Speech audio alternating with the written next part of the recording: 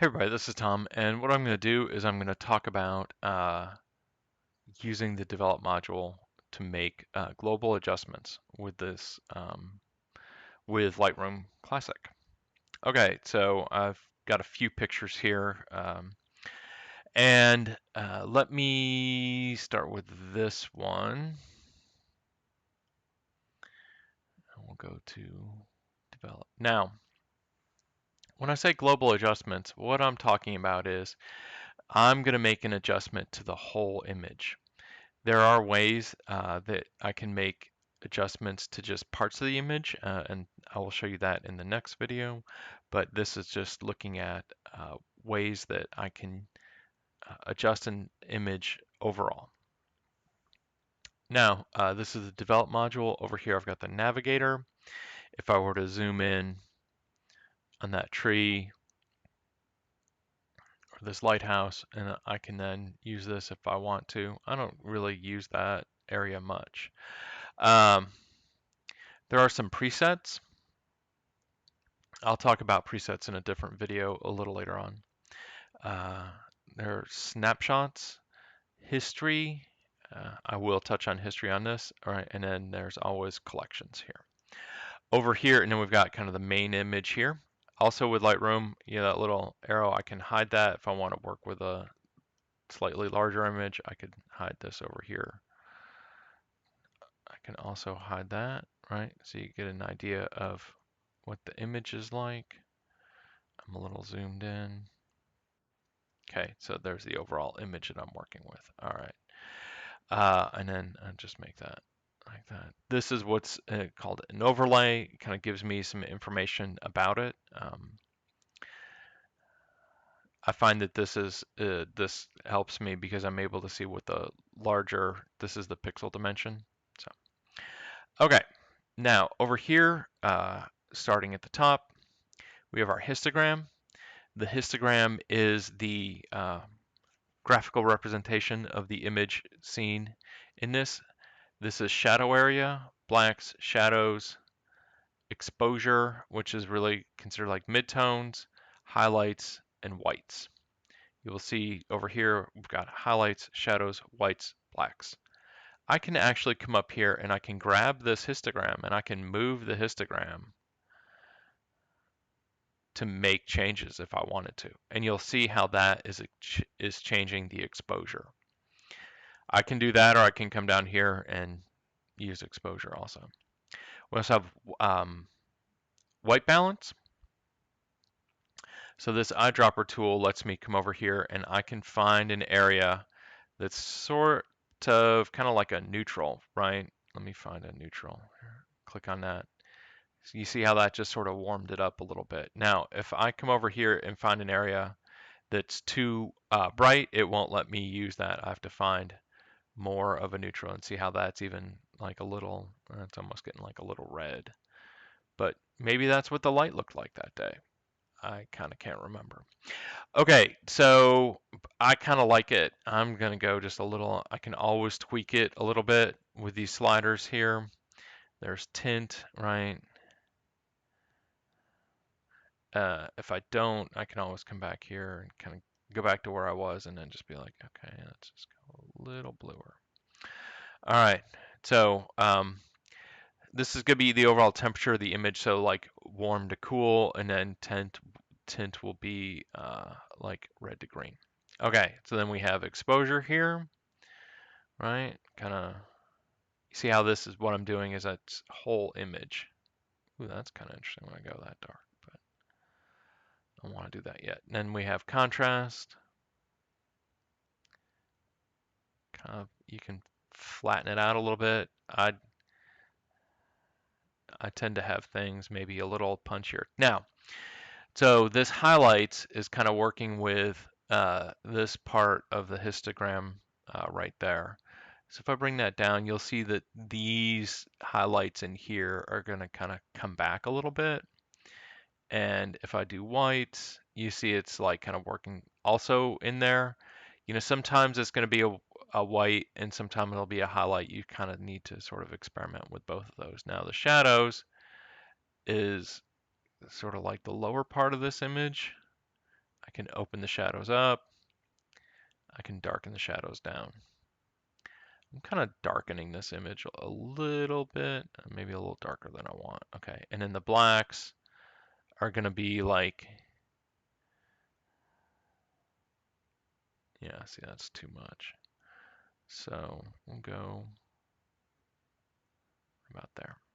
Okay, now down here in presence. So presence is sort of like how much this image pops, really. So there's texture. This helps like with the texture of the image. These are the kind of sliders that, it's really easy to kind of do too much or undo a lot of it. You don't necessarily want to do too much.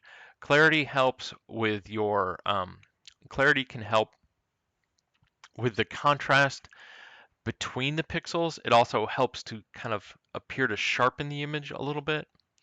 And then dehaze uh, can uh, take out or add sort of the haze that was in the image. It's sort of another thing. You just want to be, I don't really use texture all that often. That's not to say you shouldn't experiment with it. I tend to use clarity more than I use dehaze. And I probably turn it up maybe more than I should, but I think you're gonna find what you're comfortable with. Okay. Then also within this, we've got vibrance, which talks about how how vibrant the colors are. Right, you'll notice that now it's a black and white. Don't do that for black and white. There's other ways to make a black and white. I might actually push this a little bit. And then there's saturation, right? You can see how that kind of, okay. So there's that first panel. You can do a lot globally with this first panel. I can also click black and white here and turn it into black and white. I'm going to stick this as color. Next, there's a tone curve. I can use this to manipulate the highlights, lights, darks, shadows. And I can do red, green, and blue here. What's the advantage of this? Is this has this little tool here where I can come up here and I can work directly on the image if I wanted to. So it's like I don't necessarily have to be constrained by this idea of sliders. I can just come here and just sort of like work on the panel. I'm sorry, work on the image. And then if I wanted to say, take some of this blue out, I can click on that, or if I want to make it more blue, I can try that. Okay. I find that um, if you don't like the basic panel, start with the tone curve. If the tone curve seems like too much, just kind of stick with the basic panel. The next is hue, saturation, and luminance and color. Each channel has hue, saturation, and luminance. I tend to mainly just stick with saturation, right? You can come here and you can kind of take a certain color out. Like see how much yellow was in those stones, uh, and that's taking blue out. Again, there's this targeted tool that allows you to come over here, work directly on the image. Anytime I can work directly on the image, I like doing that. I can also, adjust individual colors there. I tend to work more in HSL, mainly with saturation. Here's a split toning. Not really going to worry about that today. Detail. Now this is sharpening and noise reduction. For sharpening, I tend to turn the radius down to 0.5, and you can kind of turn this up, and then you can adjust detail and masking. A lot of this is going to be image to image, and it's just going to take some experimentation. In general, I usually turn the radius down to 0.5 though. Noise reduction is going to be sort of the same way. You know, You would use noise reduction if you were photographing at a higher ISO. You know, this I shot this at ISO 400, so um, it's not that noisy. But again, this is going to take some experimentation. Also down here is lens correction. I have this turned on actually. This is a preset that I have that when I import the images, it brings it in. And what this does is if I turn off the lens correction, this is correcting for, this is Lightroom's way of kind of correcting for, you know, making up for the lens that we have. You can sort of see here how it's just kind of like brightening up the corners a little bit in this particular thing. Sometimes it's a little more noticeable. I would say if you're going to use lens correction, start with lens correction first and then go back to, and then do your basics.